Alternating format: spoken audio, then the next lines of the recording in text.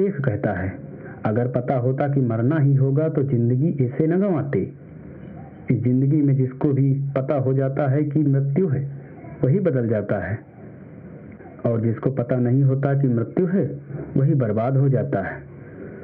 धर्म तुम्हारे जीवन में उसी दिन उतरता है जिस दिन तुम्हारे जीवन में मृत्यु का बोध आता है, जिस दिन तुम्हें लगता है कि मौत आती है। मौत का आना, मौत के आने का ख्याल, मौत के पैरों की पगध्वनि जिसे सुनाई पड़ गई, वह आदमी तत्क्षण रूपांतरित हो जाता है। मौत जब आती हो तो चांदी के ठीकरों में क्या अर्थ रह जाता है। मौत जब आ रही हो तो बड़े महल बना लेने से क्या होगा। मौत जब आ रही है, चल ही पड़ी है, रास्ते पर ही है, किसी भी क्षण मिलन हो जाएगा, तो दुश्मनी, वैमनस्य, ईर्ष्या, इनका क्या मूल्य है। तुम इस तरह जीते हो जैसे कभी मरना ही नहीं, इसलिए तुम गलत जीते हो। अगर तुम इस तरह जीने लगो कि आज ही मरना हो सकता है, तुम्हारी जिंदगी से गलती विदा हो जाएगी। गलती के लिए समय चाहिए, गलती के लिए सुविधा चाहिए। थोड़ा सोचो, अगर अचानक तुम्हें खबर आ जाए कि बस आज सांझ विदा हो जाओगे, तो आज तुमने सोचा था कि किसी की हत्या कर देने का, क्या करोगे। बजाय हत्या करने के तुम जाकर उसको गले लगा लोगे, कहोगे कि भाई अब जा रहे हैं, अब कोई सवाल ही ना रहेगा, अब झगड़ा ही क्या, विदा होने का वक्त आ गया। तुम खुश रहो, आबाद रहो, हम तो जाते हैं। किसी की चोरी करने की तैयारी में ही थे कि जेब काटने को ही थे। अब उल्टा मन होगा कि अपनी जेब भी उसको दे दो, क्योंकि अब जाने का वक्त आ गया।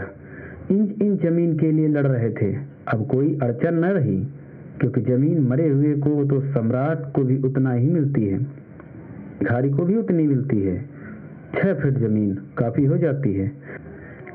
फरीद कहता है कि यदि मुझे पता होता कि फरीद मरना होगा और फिर लौटना नहीं है, तो इस झूठी दुनिया के प्रति जोड़कर मैं अपने को बर्बाद न कर बैठता।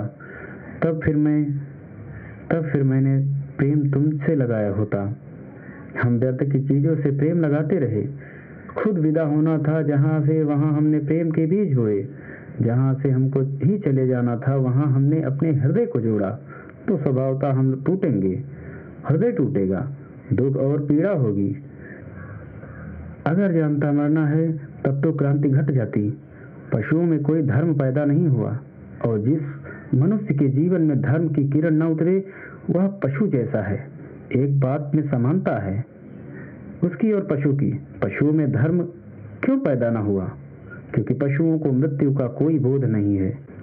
मरते जरूर हैं, लेकिन जब एक कुत्ता दूसरे कुत्ते को मरते देखता है तो वह समझता है, अच्छा तो तुम मर गए, मगर उसे कभी ख्याल नहीं आता कि मैं भी मरूंगा। यह आ भी कैसे सकता है, क्योंकि कुत्ता सदा दूसरे को मरते देखता है, अपने को तो कभी मरते देखता नहीं। इसलिए तर्कयुक्त कि दूसरे मरते हैं, मैं नहीं मरता। हर एक मरते कुत्ते को देखकर उसकी अकड़ और बढ़ती जाती है कि मैं तो मरने वाला नहीं, हर एक मर रहा है, सब मर रहे हैं, मैं अमर हूँ। ऐसी नासमझी मनुष्य के भीतर भी है। तुम दूसरे को मरते देखकर दया करते हो, सहानुभूति करते हो, दो आंसू बहाते हो, कहते हो बहुत बुरा हुआ, लेकिन तुम्हें याद आता है कि उसकी मौत ने, तुम्हारी मौत ने भी तुम्हें संदेश दिया है कि उसकी मौत तुम्हारी भी मौत है। एक अंग्रेज कवि ने लिखा है, उसके गांव का नियम है कि जब कोई मर जाता है तो चर्च की घंटियां बजती हैं। तो उसने लिखा कि पहले मैं भेजता था लोगों को पता लगाने के लिए कि देखो कौन मर गया है, अब मैं नहीं भेजता, क्योंकि जब भी चर्च की घंटी बजती है तो मैं ही मरता हूँ। हर मनुष्य की मौत मनुष्यता की मौत है। हर मनुष्य की मौत में तुम्हारी मौत घटती है। अगर यह दिखाई पड़ने लगे तो तुम ऐसे ही रहोगे जैसे अब तक रहे हो। इन्हीं खेल खिलौने में खेलते रहोगे, इन्हीं व्यर्थ की चीजों को इकट्ठा करते रहोगे, या बदलोगे। मौत बदल देगी, झकझोर देगी, सपना तोड़ देगी। पता होता कि मर जाना है तो कब के बदल गए होते। फरीद तुमसे कह रहा है, उसे तो पता ही है, वह तुमसे कह रहा है कि जागो। जिसे तुमने जीवन समझा है वह जीवन नहीं है, वह मरने की लंबी प्रक्रिया है। जीवन कहीं और है जहां तुमने खोजा ही नहीं। जीवन तो परमात्मा के साथ है।